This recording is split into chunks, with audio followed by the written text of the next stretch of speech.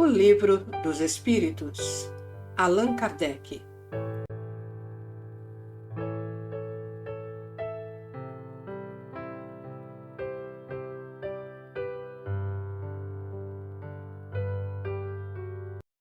Livro 2º, Mundo Espírita ou dos Espíritos. Capítulo 3. Retorno da vida corpórea à vida espiritual. 3. Perturbação espírita. 163. Deixando o corpo, a alma tem imediata consciência de si mesmo? Consciência imediata não é o termo. Ela fica perturbada por algum tempo. 164. Todos os espíritos experimentam, no mesmo grau e pelo mesmo tempo, a perturbação que se segue à separação da alma e do corpo? Não, pois isso depende da sua elevação. Aquele que já está depurado se reconhece quase imediatamente, porque se desprendeu da matéria durante a vida corpórea, enquanto o homem carnal, cuja consciência não é pura, conserva por muito mais tempo a impressão da matéria. 165. O conhecimento do Espiritismo exerce alguma influência sobre a duração maior ou menor da perturbação?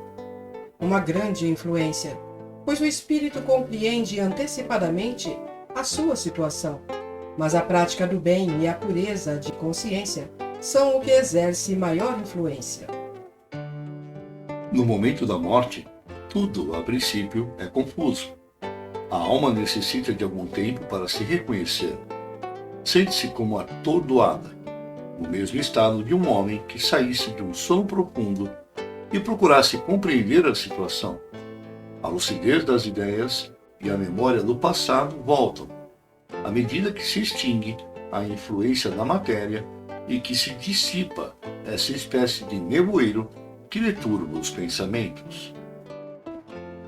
A duração da perturbação de após-morte é muito variável. Pode ser de algumas horas, como de muitos meses e mesmo de muitos anos. Aqueles em que é menos longa são os que se identificaram durante a vida com o seu estado futuro, porque então compreendem imediatamente a sua posição. Essa perturbação apresenta circunstâncias particulares, segundo o caráter dos indivíduos e, sobretudo, de acordo com o gênero de morte. Nas mortes violentas, por suicídio, suplício, acidente, apoplexia, ferimentos, etc., o espírito é surpreendido, espanta-se, não acredita que esteja morto e sustenta teimosamente que não morreu.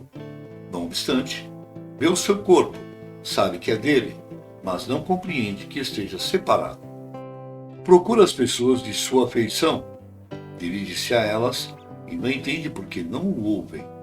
Essa ilusão se mantém até o completo desprendimento do espírito, e somente então ele reconhece o seu estado e compreende que não faz mais parte do mundo dos vivos. Esse fenômeno é facilmente explicável. Surpreendido pela morte imprevista, o espírito fica aturdido com a brusca mudança que nele se opera. Para ele, a morte é ainda sinônimo de destruição, de aniquilamento. Ora, como continua a pensar, como ainda vê e escuta, não se considera morto. E o que aumenta a sua ilusão é o fato de se ver num corpo semelhante ao que deixou na Terra, cuja natureza etérea ainda não teve tempo de verificar. Ele o julga sólido e compacto como o primeiro. E quando se chama a sua atenção para esse ponto, admira-se de não poder apalpá-lo. Assemelha-se a este fenômeno ao dos sonâmbulos inexperientes, que não creem estar dormindo. Para eles, o sono é sinônimo de suspensão das faculdades. Ora, como pensam livremente e podem ver, não acham que estejam dormindo.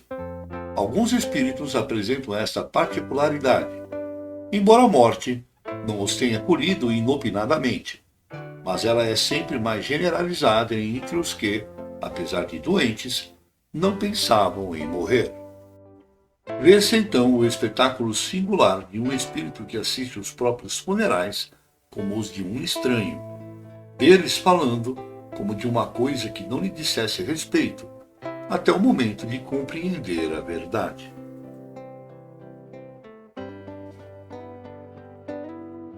A perturbação que se segue à morte nada tem de penosa para o homem de bem. É calma e em tudo semelhante a que acompanha um despertar tranquilo. Para aquele cuja consciência não está pura, é cheia de ansiedades e angústias. Nos casos de morte coletiva, observou-se que todos os que perecem ao mesmo tempo nem sempre se revêem imediatamente. Na perturbação que se segue à morte, cada um vai para o seu lado ou somente se preocupa com aqueles que lhe interessam.